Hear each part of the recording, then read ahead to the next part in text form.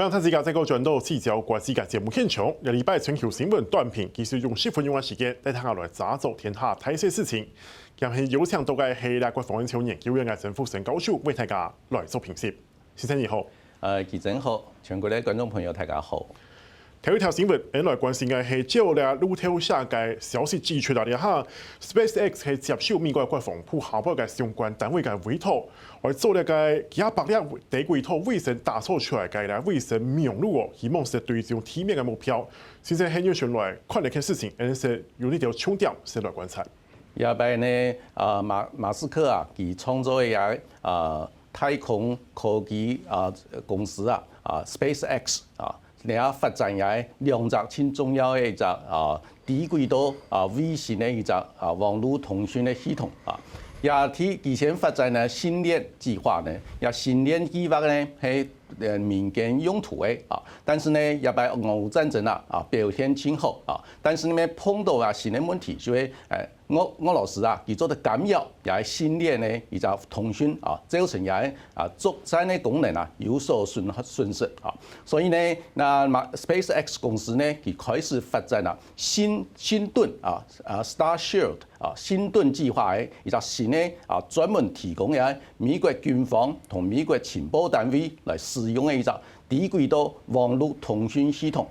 也低軌道網絡通訊系統呢，底下呢同美國咧這個國家偵察局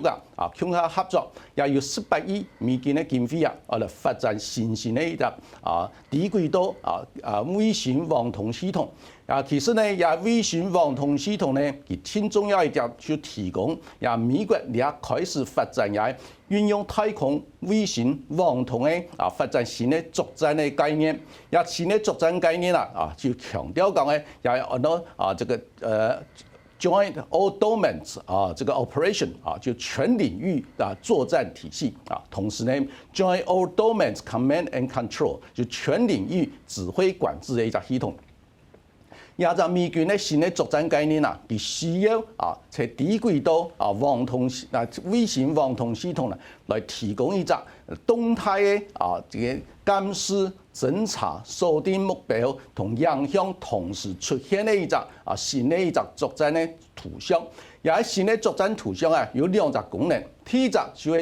係做精準打擊第二隻就係做得全面來觀察反制也突襲嘅一隻軍事行動。所以呢，而家 SpaceX 同美國嘅軍方同情報部門共同發展也新型嘅作戰概念對未來規個全世界主要國家一隻軍事發通全部會有新嘅里程碑嘅一隻影響，值得你大家繼續來觀察。講到呢個美國嘅安全部局，繼續看到呢條新聞是美國負責亞太事務嘅國務次卿係表示講美方呢會加強同台灣同呢個太平洋3個友邦嘅合作，提供佢嘅需求，嚟來防止中國可能嘅操作空間。先生喺呢上來解讀呢個事情，係加強支持台灣嗎？當然係加強嚟支持中華民國台灣同美國，還有同世界相關嘅友邦國家一個關係也挺重要一點就係美國喺2010年通過也台北法，也台北法底下就規定講美國嘅國務院要對支持以下同中華民國台灣有邦交國嘅亞洲國家要強化雙邊嘅關係，來防止中國大陸呢同亞洲國家引誘亞洲國家同亞洲建交同中華民國台灣斷交所以呢亞洲架構呢最近出現一個新嘅問題，也係新嘅問題就係美國嘅國會冇辦法通過也係援助亞洲邦交國家一個經費讓亞洲台北法美國嘅國務院冇辦法執行所以呢也係新嘅問題出現之後呢，最近出現一隻新嘅轉機也你注意到呢美國同樣3個南太平洋邦交國，其中嘅帛琉同馬紹爾群島，還有密克羅尼西亞，有3個國家要簽約自由聯盟協議也自由聯盟協議呢，就係美國要提供3個國家71億美金20年嘅合作嘅合約20年咧，美國做哋運用3個國家依個土地同專屬經濟海域嚟做軍事上嘅發動，同時做哋排除第三國嚟介入亞洲地區嘅軍事上嘅發動嚟交換咧，對3個國家提供71億嘅美金嘅依個經濟上嘅援助所以呢，但是呢，最近呢出現個美國國會冇辦法通過美國政府嘅聯邦嘅預算，包括也援助3個國家嘅經費，所以讓3個國家開始有反感以下呢經費已經通過了，所以3個國家呢支持美國嘅政策，同時會強化同樣中華民國咧外交嘅關係，嚟穩固三邊嘅合作嘅關係。最重要一點就3個國家裏面，其中咧保留係美國中程彈道飛彈嘅發射基地，馬紹爾群島咧係美國咧導彈同樣這個遠程雷達一個基地。密克羅尼西亞係美國咧洲際彈道飛彈咧一個試驗基地，所以呢3個國家同樣中華民國有2個邦交國，美國同樣中華民國台灣係3個國家有共同嘅利益所以繼續維持親和嘅一個關係。繼續來看到嘅新聞係咧中國嘅部分為咗涉到外資呢，中國包括商務部同人民銀行呢做下有標準一條管制同規定。先生係用上來看嘅事情，係咪代表了下中國沒有改變策略來提升佢嘅經濟呢？我知道亞太中國佢開始面臨佢嘅新嘅一個危機，也危機呢，佢當然希望提出新嘅政策嚟化危機為轉機，所以呢，你需要看而家佢提出新嘅一個政策，重新嚟吸收外資嚟重新嚟對中國大陸嚟投資，嚟創造新嘅就業機會，新嘅同國際經濟科技發通一個合作嘅關係。因為呢，2023年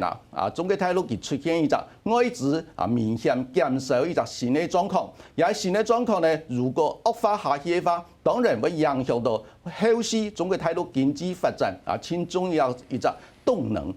所以呢，而家中國北京嘅政府佢開始提出新嘅措施來吸引外資，來開放也這個貿易服務業從高質量嘅一個科技嘅發展希望呢能提供也公開一個誘因來吸收外資來中國大陸，重新來中國大陸投資，來振興大陸嘅經濟嘅發展。也你客觀來看呢，係一個好事情，但是呢，也問題還喺前台。問題在哪呢？以下呢，中國大陸佢為咗佢國家安全佢提出嘅反間諜法對外關係法同國家機密保護法，也條法律啦到目前為止，多數嘅外資全部認為講也定義冇清楚常常會動輒得咎所以呢，外資擴大來中國大陸投資也3個法俾我解釋用大家心理要擔心動不動因為動輒得咎也心理上有壓力第二呢，美中之間的戰略競爭科技戰、貿易戰也條發展可以用遷到西方世界的一個投資感覺講未來不確定性越來越高第三個呢，中國大陸佢講美國咧也邊講咧，2017年要對台作戰嘅計劃準備好，亞種動作呢從亞種態度用遷到外資感覺講未來打戰呢投資係咪血本無歸所以呢，要投資嘅意願會下降，也對中國大陸而家吸收新嘅外資來投資也係其潛在一個障礙因素，佢自家要想辦法嚟解決有啥問題，咁有辦法嚟重新吸收新嘅外資來大陸投資。